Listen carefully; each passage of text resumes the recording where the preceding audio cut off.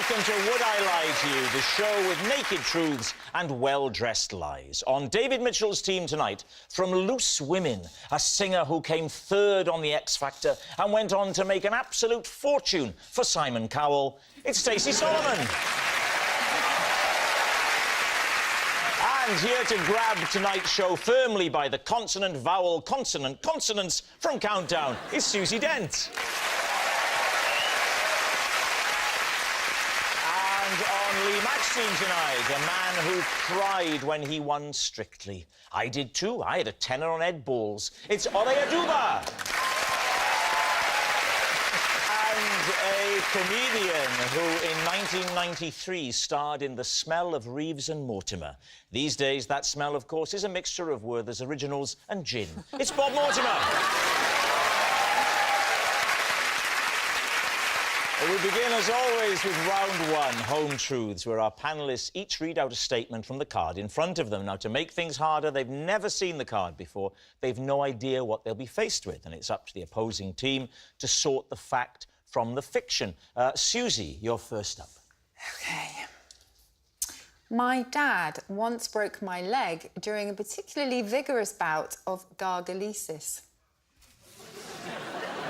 Lee, I can guess your first question. So, what does the word dad mean?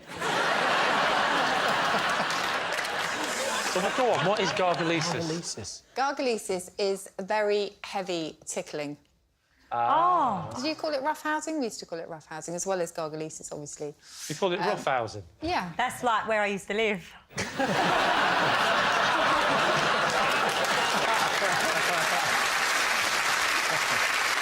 Talk us through the incident, then. How did it happen? Well, I don't like tickling at all. Well, the you heavy wouldn't now, kind, would you? Or the light kind, which is called kinesmesis. It's called what? Kinesmesis. Did you just say the same word backwards? You did that weird thing with kinesmesis. Anyway, gargalesis is the really heavy kind. Are you... And, Sorry, did your family make these words up for fun, or are these actual words in the dictionary? these are actual words, yeah. Oh, OK. In the dictionary. So, there he was. So there he your was. dad was tickling you where? On the landing.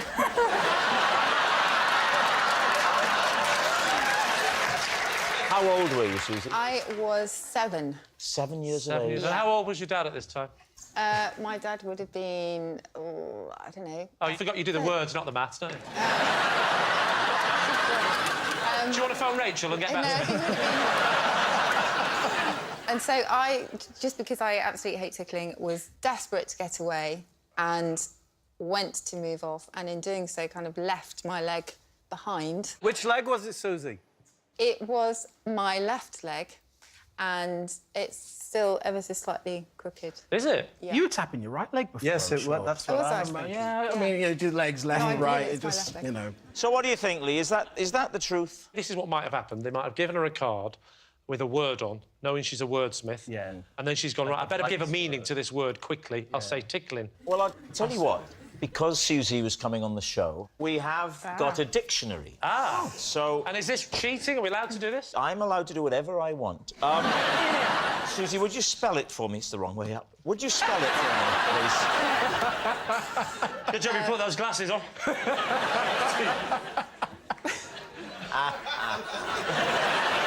I'll never forget the day. There.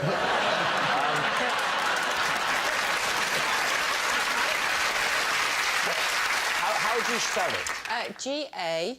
G, right, give me a minute. R-G... G-A-R-G... A-L... G-A-R-A-L. G-A-R-G-A-L... I've got G-A... What? Would you... Let me say, I've got G-A-R, OK. and then... Right. Oh, my God, it's like trying to get my dad to write an email.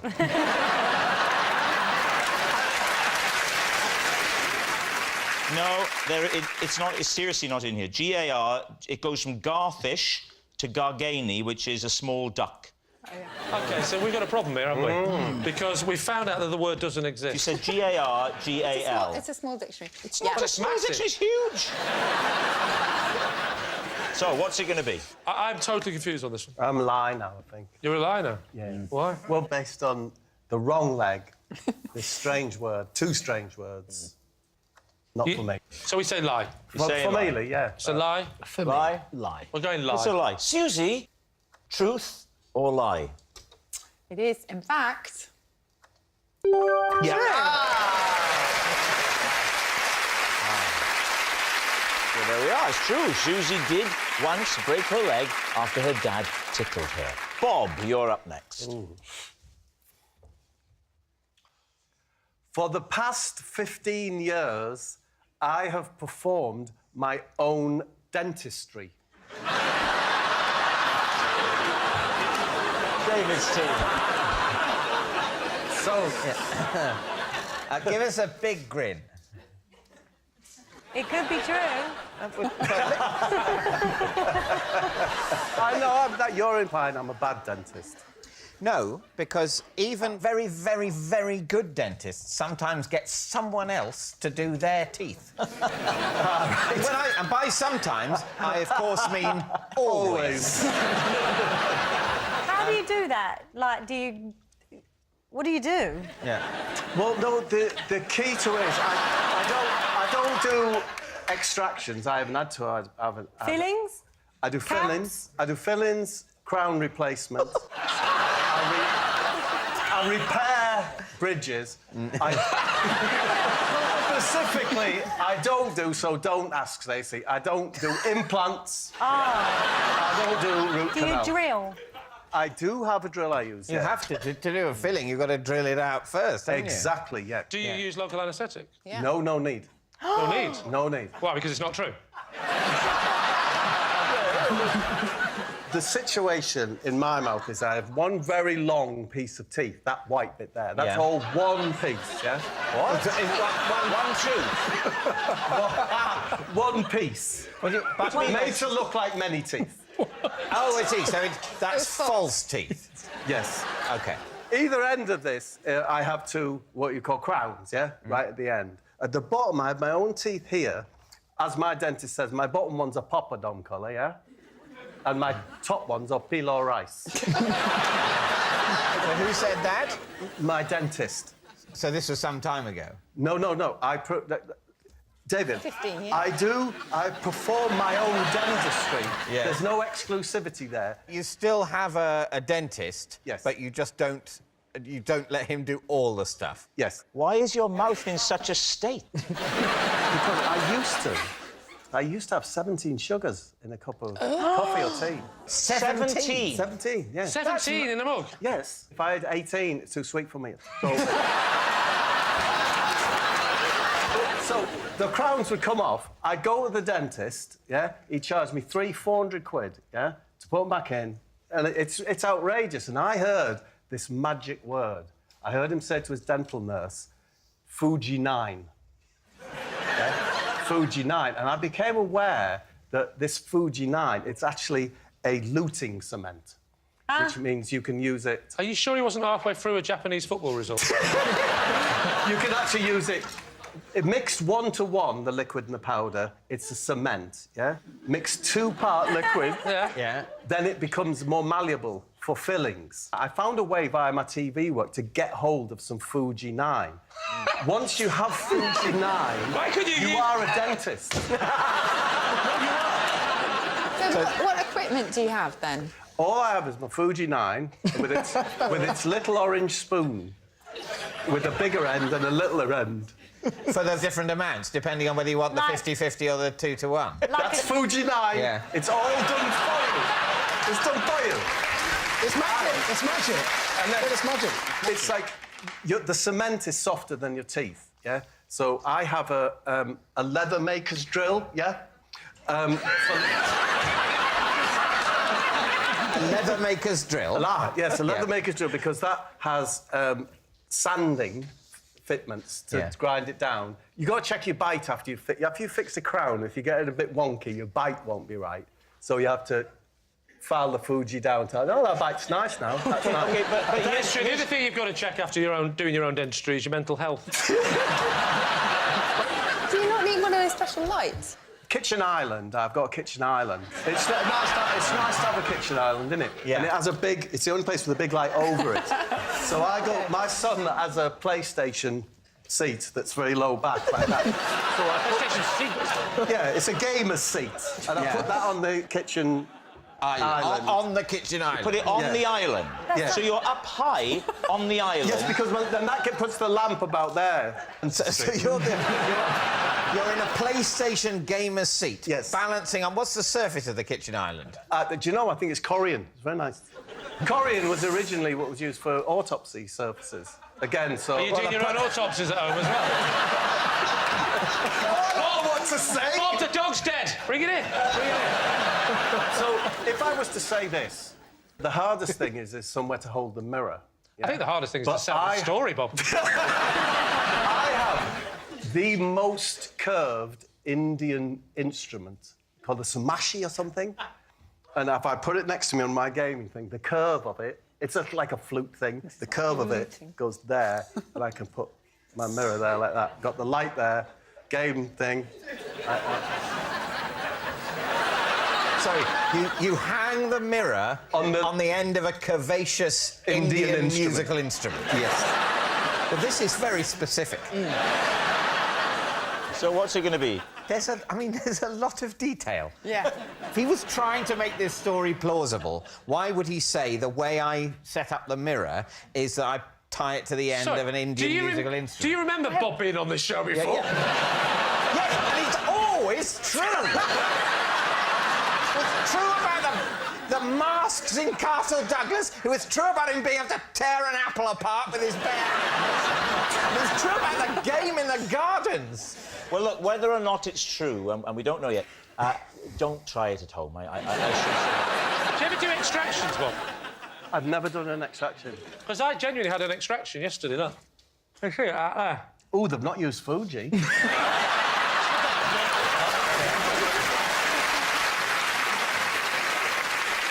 All right, so what's it going to be?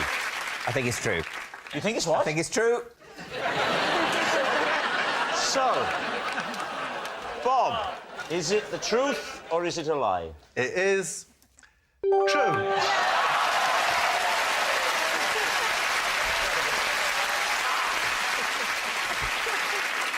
Our next round is called This Is My, where we bring on a mystery guest who has a close connection to one of our panellists. Now, this week, each of David's team will claim it's them that has the genuine connection to the guest, and it's up to Lee's team to spot who's telling the truth. So please welcome this week's special guest, John.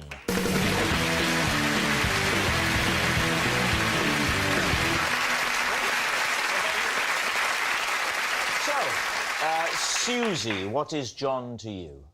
This is John. He came to my rescue when I once got stuck in a tree. Stacey, perhaps you'd like to explain how you know John. This is John, and he once booked me to sing Happy Birthday to his tortoise. And finally, David, what is your relationship with John? This is John. He's the locksmith who came to rescue my locksmith after that locksmith got locked out of his van. Lee, where do you want to start? Susie, what were you doing up the tree? Well, I presume escaping your dad's tickles. I was rowing. Rowing in a tree? No, in a boat on my own for one of the very first times, because I'd always been out with John, who was my rowing coach. And when you're rowing, of course, you have to go steer backwards. And I steered straight into a tree, and it was a tree that was overhanging the river. And I got my rowing jersey. I call it a life jacket. No, it didn't have a life jacket. It was just a rowing jersey. A rowing jersey? Yeah. Did you have any sort of lifesaver on? No. Oh, dear. No. But I can swim. Well, I'll tell you what, if he really is your coach, then once this is over, I'll be having a pretty stern word with him. What, so a little bit of branch snagged your top? Yeah, but then it just dragged me into this labyrinth of branches. Oh, so now you're lost in the branches. So what happened? John saw me, and then John is a very tough coach. Quite quiet, it's isn't he? tough love, and he's quite quiet. This is quite... This is...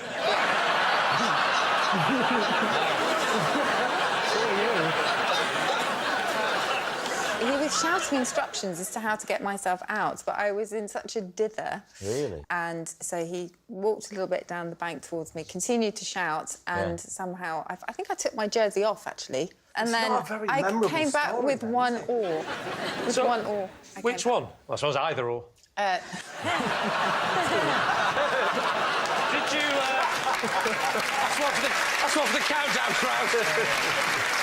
Susie, how fast were you going down this river? Because... Really not very fast at all. But I just didn't steer properly, and I still have a little scar under my eye. So you cut yourself there under the eye? Yeah.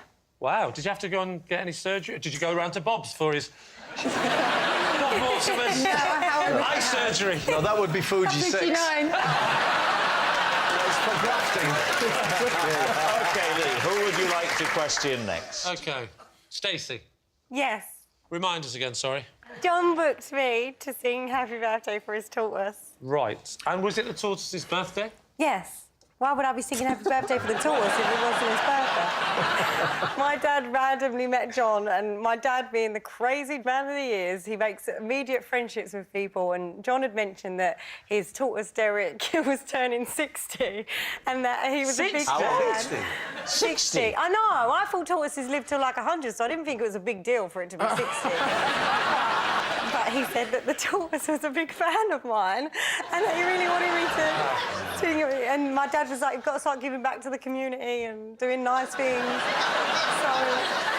Were you booked professionally? Were you paid? I was paid. You were? That's your dad's really version of giving back to the community. Is this before X Factor or after? It was only about a year ago. What was the party like? What was it? You arrived at the house, what happened? I arrived there about 3:30 and Derek was potting around in the garden, happy as can be. And yeah, there must have been about 10 other people. He's Who not a were these popular people? tortoise. They were John's friend. But... John's got friends.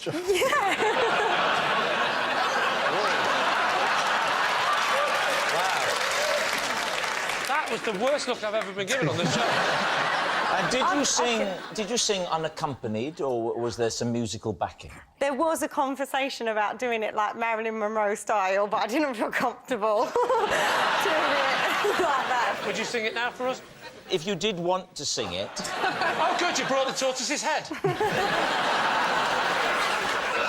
Would you like to... You could imagine David is the tortoise, if you like. OK. He could just sit there and look at you. Derek? I'm the tortoise. Yes, you... He was a bit happier. It was his birthday.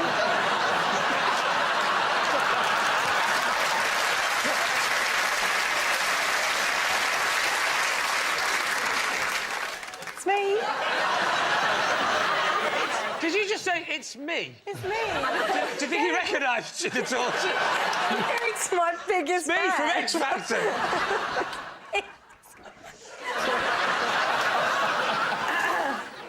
Happy birthday to you, Derek. Happy birthday to you. Come on, Derek. Yeah, it was a lot like that. It was a lot like that. So have you forgot the words? No, I feel like this substitute for Derek is really not appreciating what I'm doing, and I don't like I take acting very seriously. And I'm immersing myself in the role of a 60-year-old tortoise. And I believe this is how the tortoise will have behaved. You're telling me the tortoise was jumping up and wagging its tail. And I'm sorry, I think we've left bounds of credibility. All right, what about David? Remind us of your statement. Yes, this is John. He's a locksmith that came to help my locksmith when that locksmith, had locked himself out of his van. OK, so first of all, why did you employ a locksmith? Because I couldn't get into my house. Right.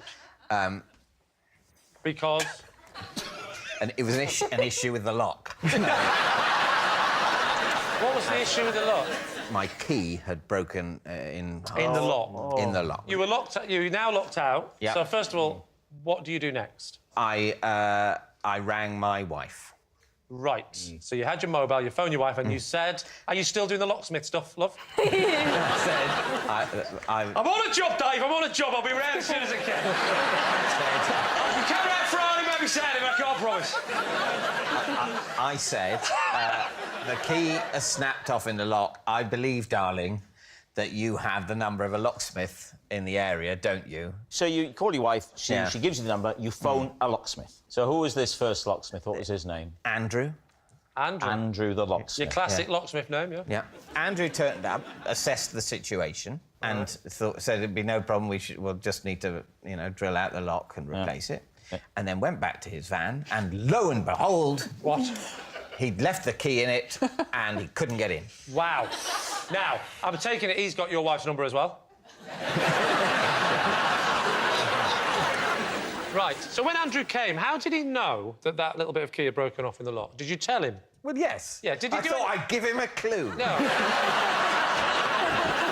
I tell you what, I'll let you work this out for yourself. I'm not going to show the broken-off end of key. You try and get in. How did he examine Now you try and get in your own van. The whole thing to make Andrew seem like a failure. What are you? You can gain admittance nowhere. Who did you phone next? What happens next? I didn't phone. Did...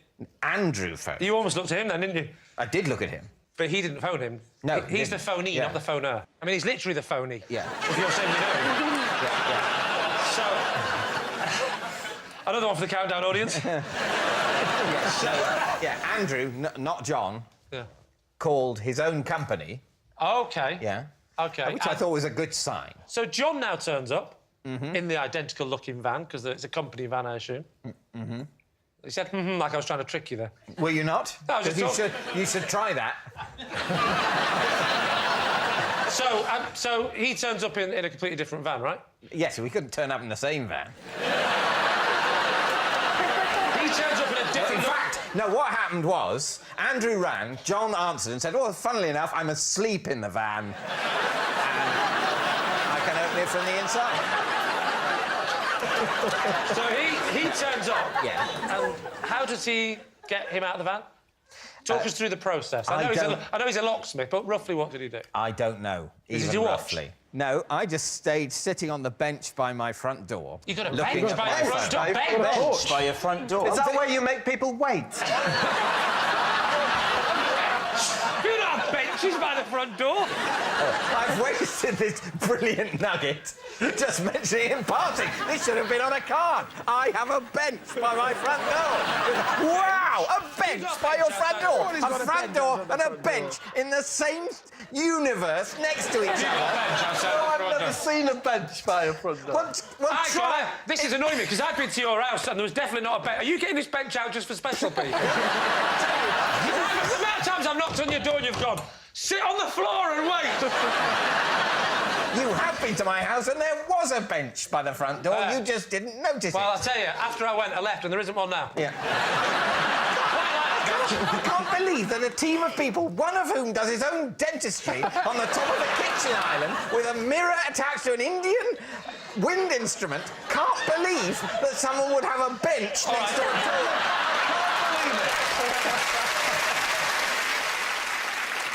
All right, well, we need an answer. So, Lee's team, is John Susie's helpful hero, Stacey's party planner, or David's lock legend? What are you thinking, Bob? Who do you think it is? I'm thinking, is that man a tortoise owner? And I've said to myself, is he a locksmith? And I don't see it. That man's been in cold rivers. Look at him. OK, we're going to have to go with Susie, aren't we? Because I can't see it being the other two. So it has to be Susie. Going to say Susie? Yes. OK. Yes. Yeah, for me, yeah. John, would you please reveal your true identity? I'm John, and I rescued Susie when she got caught in a tree. Yes, John is Susie's helpful hero. Thank you very much, John. Cheers. Which brings us to our final round, quickfire lies, and we start with... It's Lee. En route to a meeting at the BBC, I gave CPR to an OAP. David's team. Pardon? How old? I'm 48. Why did she need mouth to mouth? Well, it turns out she didn't, and... But, you know, how do I know how you fix a sprained ankle? And how did you encounter the OAP? The OAP was just outside the tube station where the BBC was, and soon will be again, I believe. Which line? What? Which line did you get on? I got the train to Waterloo, and then I got the tube. Which colour? Well, she started off sort of pink, then she went red. Then she went a bit yellow, and then I just got her back again. What colour tube? Funny enough, when I got back that day and my wife said, what's happened today? I think, wow, what a journey. When did this happen? I believe that you've been on the London Underground. Thank you, Dave. Well, should we leave it at that? Not quite. Describe the scene. I saw people in a circle looking down on the floor. Right. Someone said, is anyone a doctor? And I said, yeah, there's loads of people. Yeah. She goes, I don't suppose you can do CPR, can you? And I went, can I do CPR? And as it happens, I can do CPR. So what does CPR involve? Yeah. Put my hand there, and I started doing this. Yeah. This. What's your rhythm? I did this. That's too slow. Yeah, that is It's meant to be You want it in staying real- alive. I'm sorry, I thought you wanted it in slow motion. It's the music of staying alive. You wanted it in the pink It's beat. Yeah, but my record player's broke.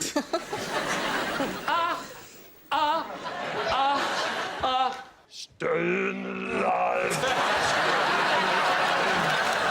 You speed that record player up, lad. Staying alive. I'll tell you what, tragedy's the worst. Tragedy. Really upsetting. So what happened? We got a new record player.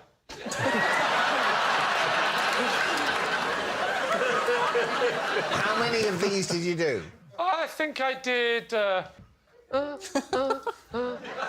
Staying alive. That was a problem. I paused for the high-pitched note as you went blue again. Staying alive. Staying alive. This didn't help.